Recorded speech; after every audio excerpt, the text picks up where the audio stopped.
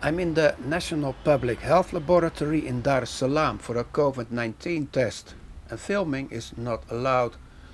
The lady at the counter just handed me the certificate with the result, and it is negative. I asked her what happens if one tests positive. You tested negative, so you don't have to know what happens if you test positive, she said. There are many people wanting to travel now that the skies have reopened. At the counter there's a photograph of President John Magufuli looming over the test applicants. In June he announced that Tanzania had become the first country in the world to vanquish the coronavirus. On the way back from the testing center I wondered how I could have avoided becoming infected in the nightclubs we went. Could Tanzania be really free of the virus? Feeling sad to leave, yet happy to go, we threw a goodbye party on the beach.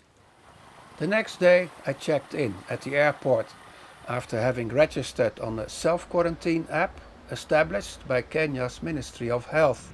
The flight was smooth and I quickly found a taxi driver to bring me home.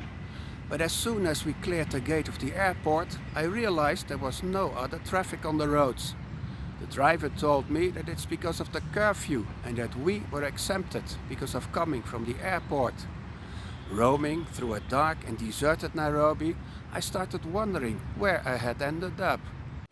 The reunification with my girlfriend was wonderful and we were so happy, having missed each other for so long. The wake-up call came the next morning with an SMS alert from the Ministry of Health, saying that it was time to file my health details in the self-quarantine app. Kenya seemed to be serious, a realization that was driven home when I went out for shopping. My familiar shopping mall has been converted into one big hand-washing zone, with soap dispensers every 20 meters.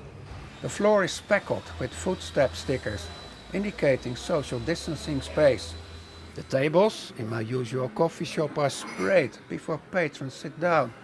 The menus have disappeared to prevent infection.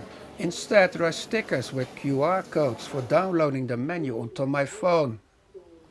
Then there is the curfew and the closure of bars and restaurants. Now I realize how isolated from COVID-19 I had been in Tanzania.